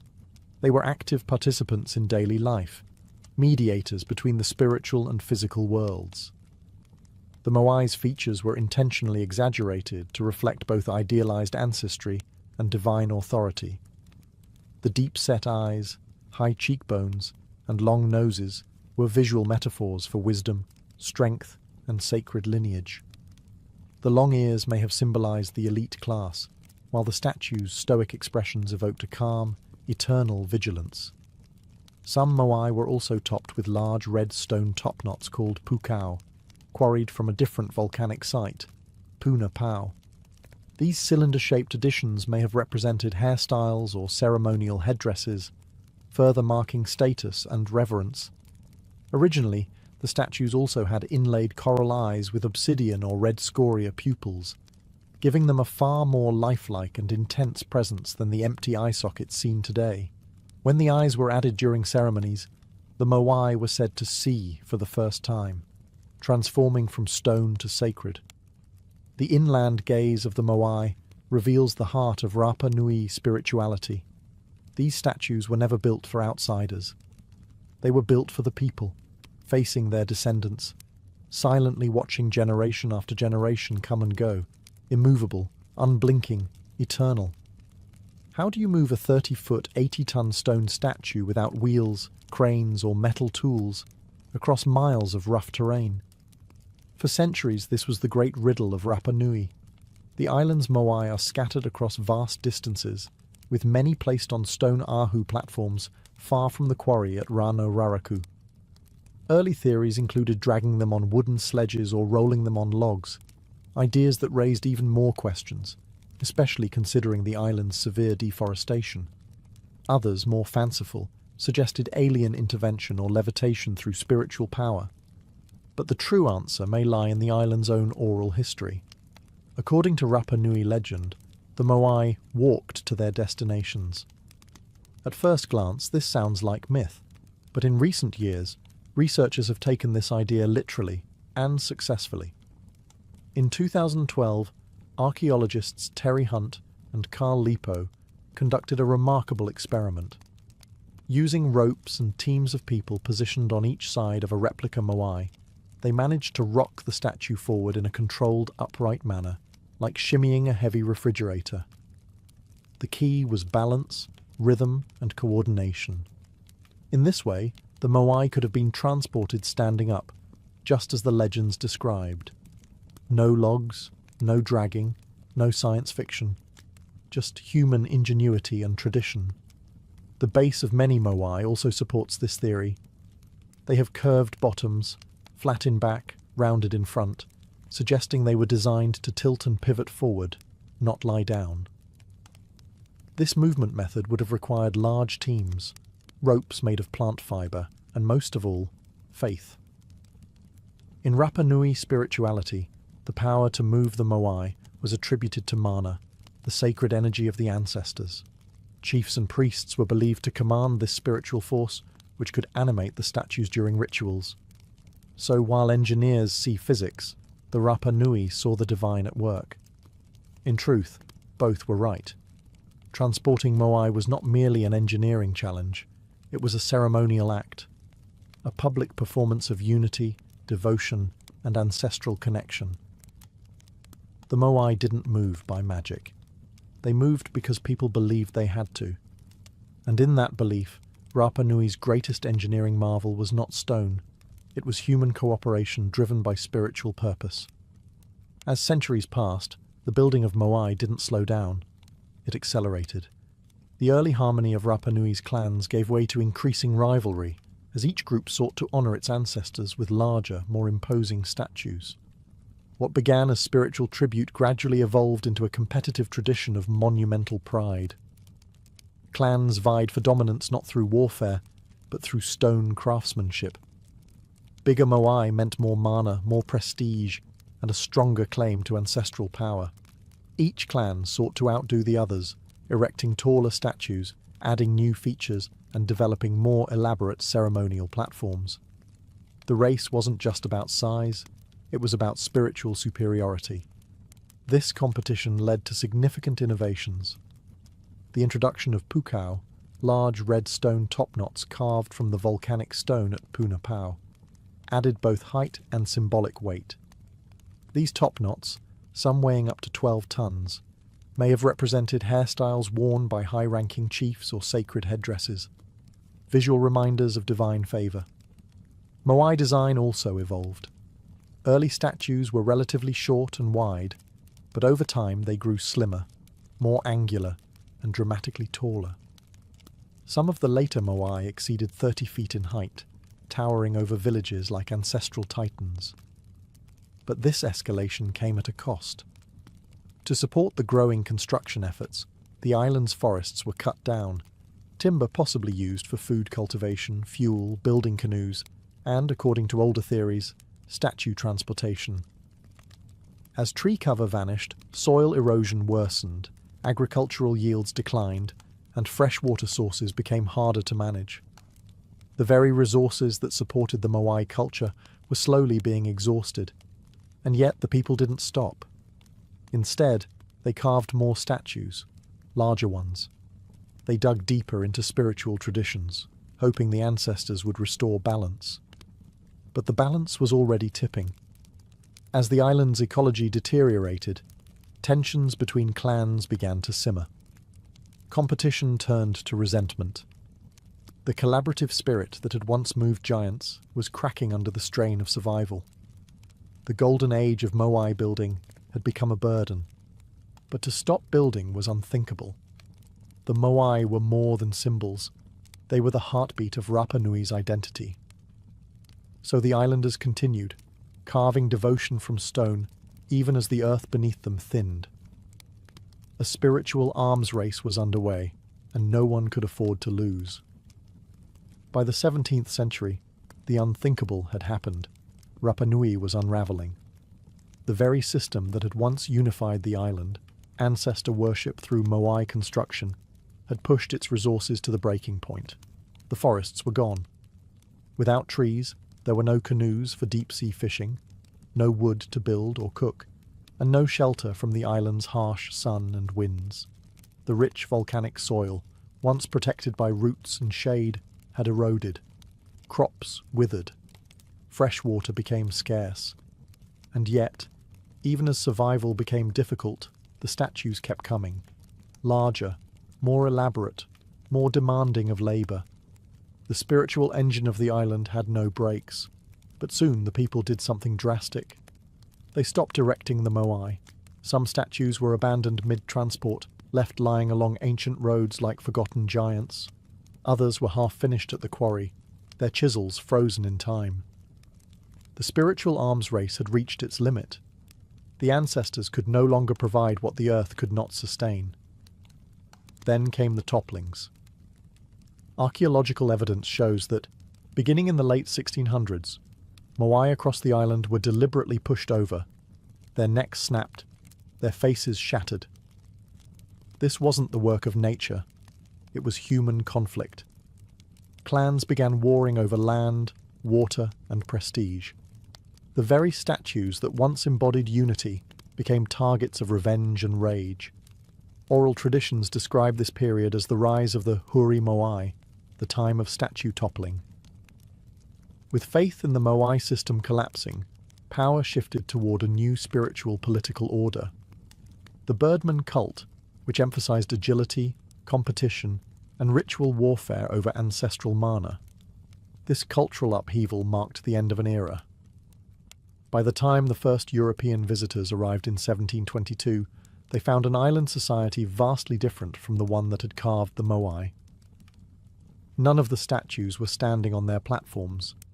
The once vibrant spiritual system was broken, and the people were struggling to survive in a deforested, divided land. The downfall of Rapa Nui wasn't caused by a single event. It was a slow-motion collapse, triggered by environmental exhaustion, social competition, and a spiritual system that couldn't adapt quickly enough. What remained were toppled gods in stone, staring up at the sky, as if asking how it all went wrong. When Dutch explorer Jacob Roggeveen arrived on Easter Sunday in 1722, he found a society that had already endured collapse. The Moai stood toppled. The forests were gone. The Rapa Nui people were few in number, thin, wary, and weathered by generations of hardship. Roggeveen's men noted the statues and the barren landscape, but failed to understand the civilization that had created them. And then the outsiders kept coming. Over the next 2 centuries, European contact brought devastation to Rapa Nui. Whalers, missionaries, traders, and slavers arrived, each leaving their own mark, and most of them erasing more than they recorded. In 1862, Peruvian slave raiders kidnapped nearly 1,500 Rapa Nui people, including the high chiefs and scribes. only a handful ever returned. Along with them came smallpox, which spread like fire among the survivors. Worse still was the arrival of Christian missionaries who sought to civilize the islanders. They banned traditional rituals, destroyed sacred carvings, and forced conversions, often replacing Moai-centered spiritual life with imported European practices. The oral traditions that had preserved the island's history for centuries were suppressed, and a written language, Rongorongo, possibly the only indigenous script in Oceania, was all but lost. By the late 19th century, the island's population had fallen to just over 100 people. Colonial powers carved up Rapa Nui's land and leased it as sheep pasture, fencing off ancestral sites and confining the Rapa Nui people to a small corner of the island. Even their ability to access the Moai was restricted. The statues, once living symbols of family and power, became silent monuments, neglected, looted, or treated as curiosities for foreign explorers and collectors. European archaeologists removed statues, ceremonial items, and even human remains, shipping them to museums in London, Paris, and Santiago. Some Moai were cut at the base and taken whole, now displayed thousands of miles from their sacred homes. The island had become a case study in cultural erasure, but the Rapa Nui people never forgot who they were. Even in forced silence, they carried the memory of the Moai. The traditions endured, hidden, whispered, passed down in fragments, and slowly, over the centuries, the people would begin to reclaim the stories carved in stone. But first, the world had to learn to listen. In the 20th and 21st centuries, Rapa Nui began a slow but determined process of cultural revival and reclamation. The Moai, once toppled and buried by time, conflict, and neglect, were gradually raised again, this time not just as monuments of the past, but as symbols of resilience. In the 1950s, famed Norwegian explorer Thor Heyerdahl brought international attention to Easter Island. Though many of his theories were flawed, especially his ideas about South American influence, his work helped spark archaeological interest and global curiosity. Researchers from around the world descended upon the island, not to plunder as before, but to study and restore. Restoration efforts began in earnest. Fallen Moai were re-erected on their ahu platforms. Coral eyes were reconstructed. Pukao topknots were returned. The island's ancient roads, quarries, and ceremonial sites were mapped and studied. A clearer picture of the Rapa Nui civilization began to emerge, not one of mystery, but of engineering brilliance, spiritual depth, and cultural complexity. But the most important voices were no longer those of foreign scholars. They were the Rapa Nui people themselves. Descendants of the original builders began reclaiming their language, rituals, and land rights. In 2017, Chile formally transferred control of Rapa Nui National Park, which includes most of the island's archaeological sites, back to the Rapa Nui community. Now, locals oversee the Moai and their care, and decisions about excavation and preservation are made with cultural sensitivity and ancestral knowledge. New generations are learning the stories of their ancestors, not just from textbooks, but from elders, chants, dances, and the Moai themselves. Efforts to decipher Rongorongo, the island's mysterious script, continue with cautious optimism.